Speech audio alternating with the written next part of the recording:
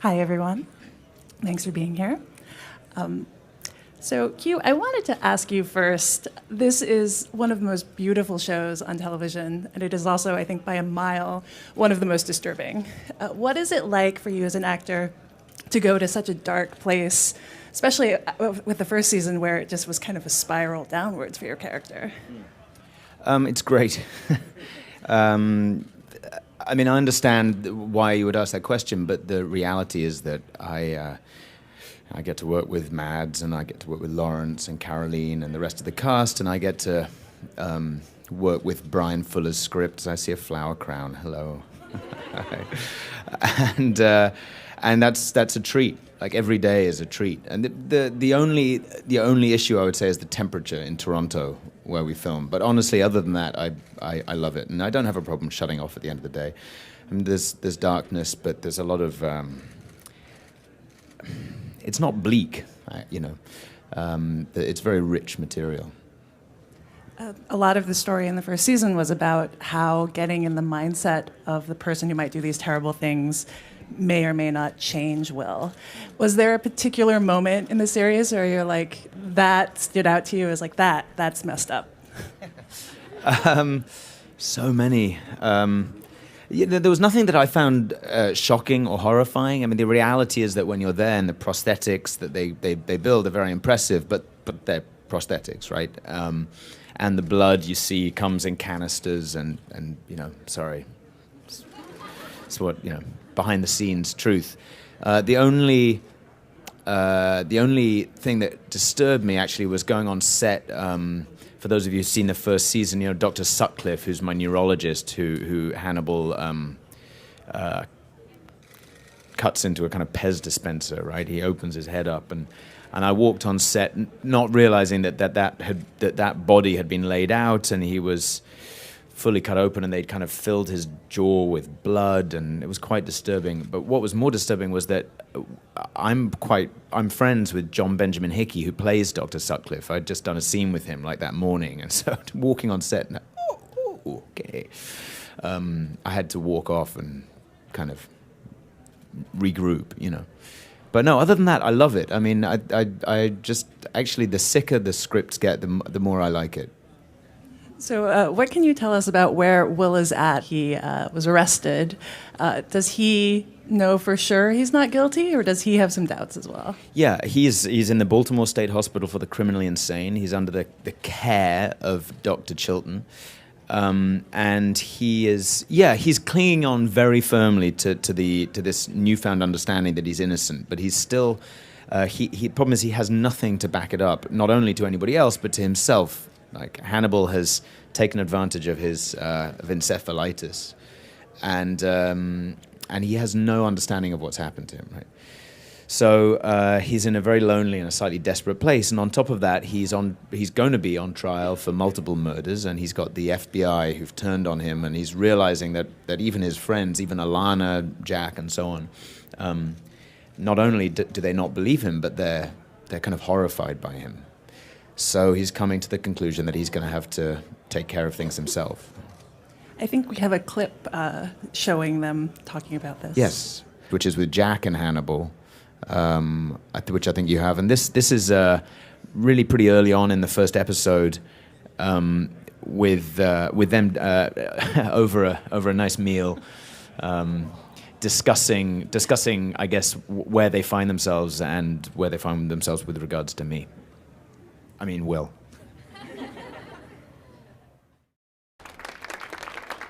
How could you not suspect a man in that suit? Right? That's my question. So that kind of sets up where we are at the beginning of the first season, in terms of their feelings about me, well, there we go. Yeah. Has the show changed how you feel about gourmet food at all? No, I have always been an experimental eater. It's true, and I like eating offal and brains, and I try and encourage myself to eat whatever is the most unlikely thing on the menu, and I've profited by that. So where is Hannibal at in the show? We see that he's kind of taken Will's place, but does Will really know for sure? Like, what does Will think of him at this point? What is their relationship like? Right. Well, I mean, Will's pretty fed up, you know, and that he's. I think he's still calibrating where he is with Dr. Lecter. I mean, when we first meet him, Will is basically emotional. I mean, he's devastated, as you would be. He's been framed. He doesn't really understand what's happened to him. The only thing he has to and over the course of the first episode and going into the second episode, he realizes that the more he proclaims that and the more he expresses those feelings, the worse it looks for him. Right? The more he says it was that guy, the more the FBI are writing him off as, okay, this guy's at best delusional.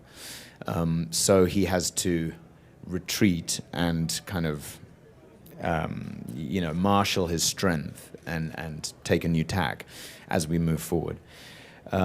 So with Hannibal, and part of that I mean, I'm not going to give you any spoilers, but part of that marshalling his strength and is okay, how am I going to take a new tack with Hannibal? I need to reopen some kind of communication, some kind of relationship with Hannibal, which I was glad of because I like acting with Mads. And that's tough because you can't con Hannibal, right? He's unconnable, kind of. So there we go. Part of the relationship between them in the first season was about how Hannibal saw Will as maybe his first and only friend. Yeah. Is that still how he looks at Will, considering he also managed to destroy his life? Yeah, I think the way he sees it, it was like tough love, you know. And as Mads said in that little interview, he didn't set everything up with the intention of framing me, either because it would have been a nice plan to absolve himself or out of malice. He just did it when it became the only way out of, being found guilty himself, right? He wanted to convince me that the side of myself I was running scared of was in fact the side I should embrace, and that for him was an act of friendship. And as a kind of side effect of that, he would gain a friend also. And I think he still feels like that. In fact, I think that the vulnerability Hannibal has in the second season is exactly that he's put his best friend in jail and he wants him back. And Will begins to come to a point of understanding that and realizes that gives him a certain amount of leverage.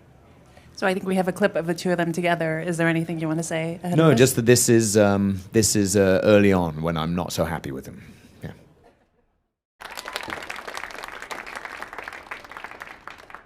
It's a little Thomas Harris quote in there, I think. Well, I would assume that you're not getting out of that cell in the immediate future in the show. What is it like to kind of have that restriction in terms of your acting? Oh, God. Yeah, or out of that onesie. I thought it was great, and it is kind of fun, and it feels like a real part of the language of the books and the movies. You're behind bars, you're in the in the onesie. It's very cool. But technically speaking, being in a 10 by 10 jail cell with only one open wall with bars in it is really restrictive. And you realize, like, on day one, the other thing is you film all your scenes back to back because they're like, okay, great, well, we've got Will in this box, we'll just shoot everything right now, you know. And you realize, like, after the third scene, well, you know, hell, I did that scene, I sat on my bunk, and then in the second scene I paced up and down, and the third scene I kind of came up to the bars. I've got nothing left, you know. There was they had built a little, because you have them in cells, like a toilet, you know, that was attached to the wall, and I just kind of wanted to find an opportunity to sit on that, but it was never quite the moment. So there's that's one thing.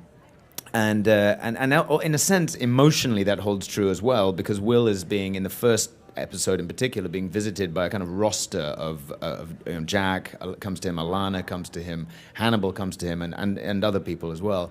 And he's playing out not identical but similar beats of, you know, I'm innocent, so I had to find ways to kind of redirect that.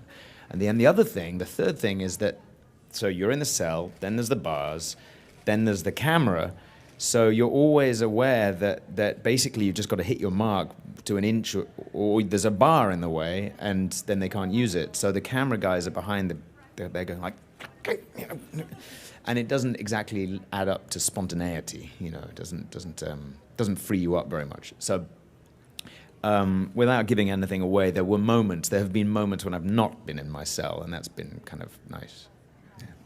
You mentioned this a little bit before, but can you tell us a bit about where your character is at with the other characters? It seems like Jack is pretty quick to believe in his guilt. Is that true? And what about Alana and the others? Yeah, there's a debate going on at the beginning of the season as to whether I'm an intelligent psychopath who has deliberately and coldly gone about creating this situation, and that my whole story about blackouts and so on is an elaborate ruse.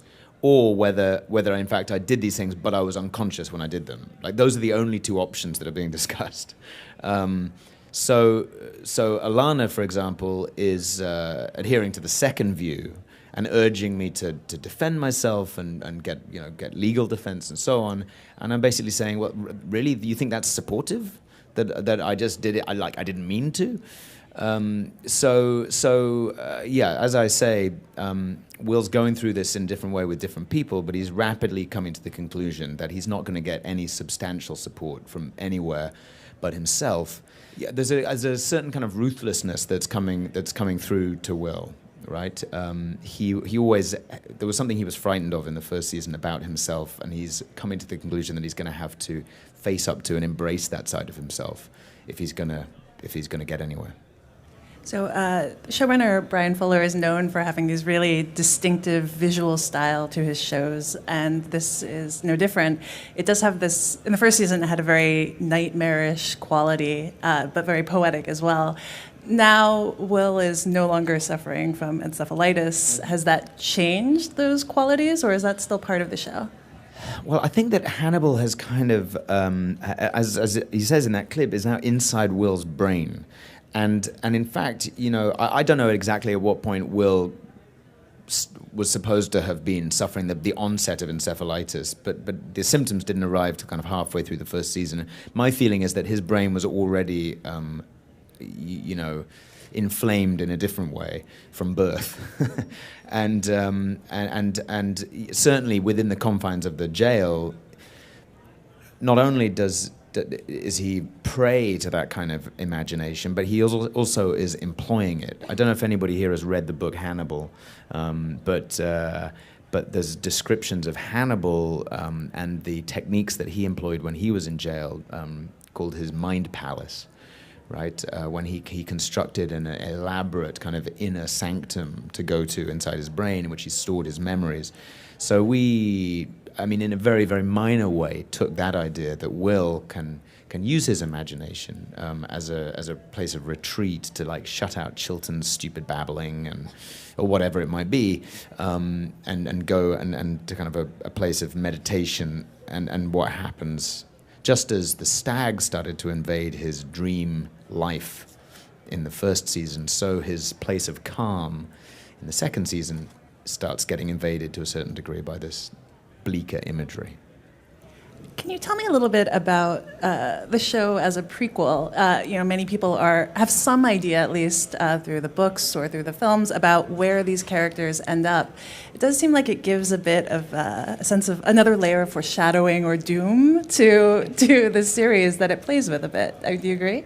Yeah, I would say so.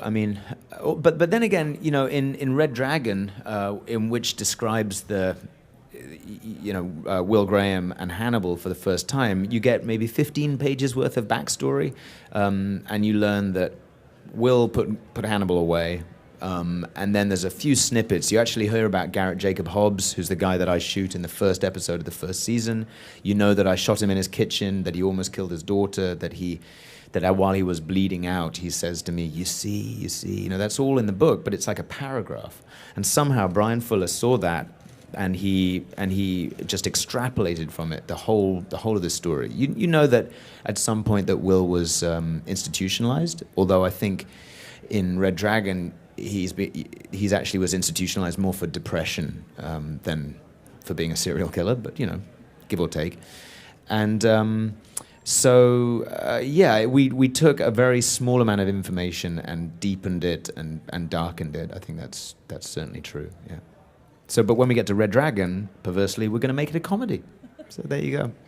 Had you been a fan of the books or and the films before? I had saw Silence of the Lambs when it came out, like everybody else, which was like when I was at school.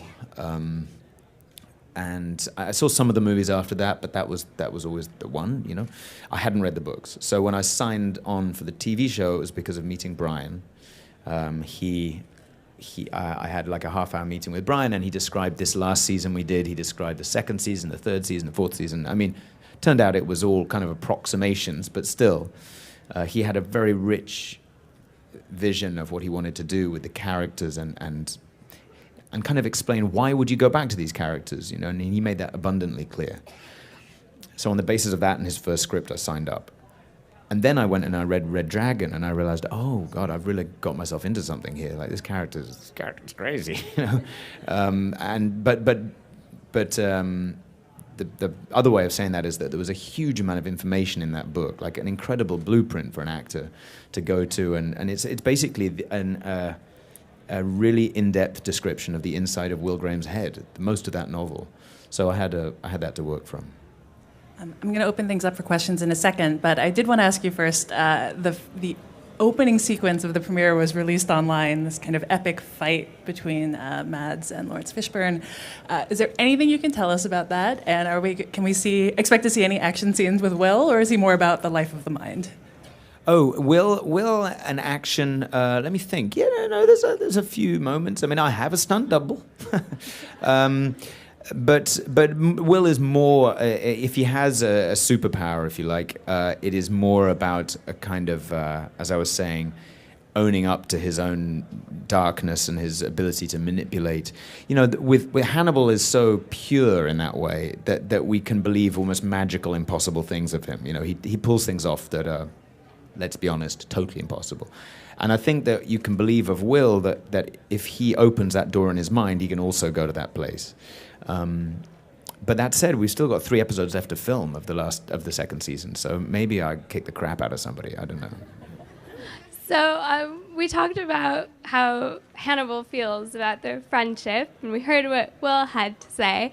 But do you really think it'll take 1,000,000 years for the light of friendship to come back, or is there a chance? But think how many seasons that is. Much as I would love that. Do you think there's a chance Will could sort of see things? I mean, that's what Will does. He sees things other people's way. Do you think he could understand what Hannibal was doing and forgive him a little? Well, let me put it this way. I think that as we go through this season, you see Will realizing that if he wants to kind of get under Hannibal's radar, if he wants Hannibal to let his defenses down, right, Will is going to have to get close to him, and he's going to have to be scrupulously honest, Will, about himself. And he has to be honest with himself about himself. So he's walking a very dangerous line there, right? He's going to have to walk close to the fire, if you like. Now, I don't give anything away because we're getting way into the back end of the season, you know. But yeah, the only chance he has really to, not so much to clear his name, but to reset his life and everything that he's lost in terms of his innocence. I don't mean like in court. I mean, you know, his pure innocence is going to involve re-engaging Hannibal. Okay, thank you. Hi. Hi. So, a lot of shows have come up, like shows that hinge on violence or violent themes have often come under fire for falling into certain traps, like the violence is very gender-based or in a problematic way, or it's sexualized, or it's gratuitous.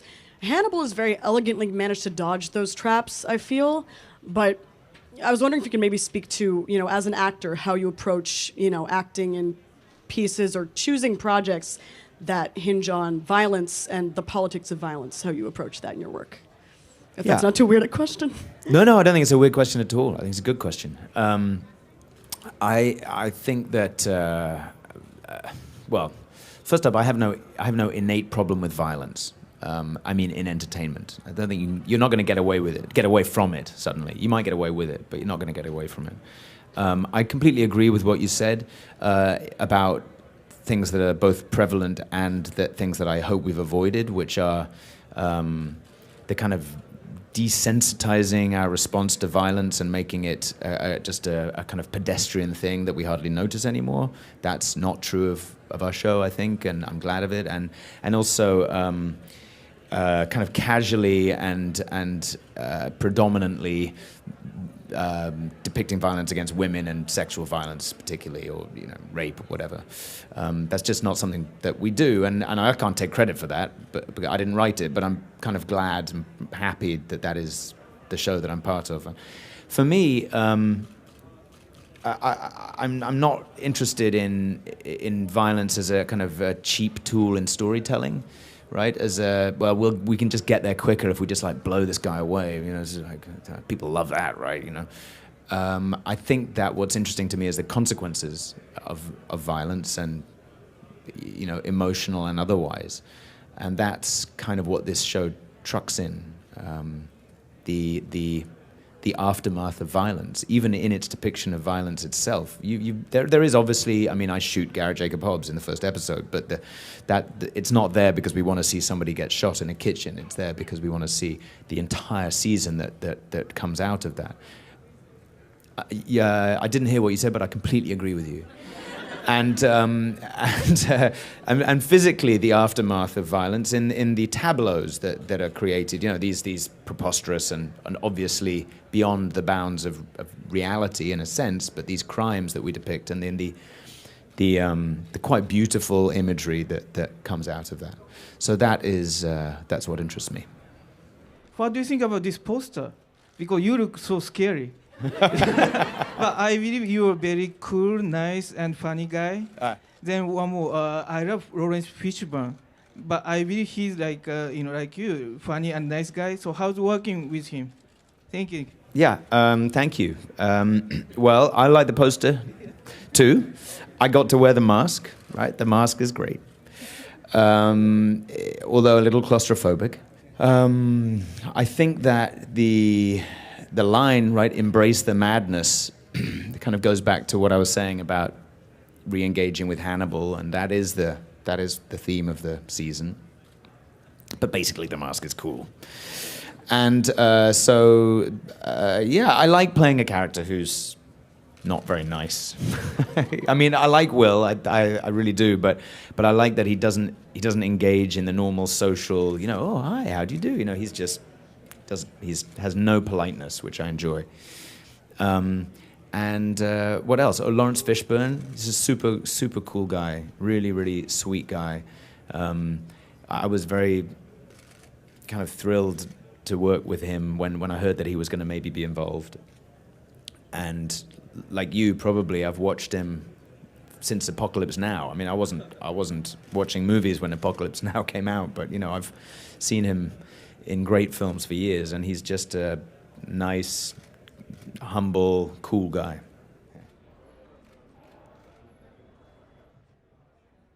Hello. Hello. Has playing Will Graham opened your mind at all to the world of mental health? Like, have you learned something new through playing Will? I would have to, honestly, no. I think I came into the role and the job with some understanding based on previous work that I'd done, which not that there was a direct correlation, but that it helped me kind of figure out who he might be. But Will's own predicament, and particularly the encephalitis, is a bit like the violence and so much else in the show is really very heightened. Like our job as actors, I suppose, is to find a way to believe it and make it real and allow you to believe it so that the other stuff can take off. So if I'd been there, like, reading medical textbooks and calling Brian and saying, like, Brian, are they just, like, nobody would do this, then that would not have been very helpful. To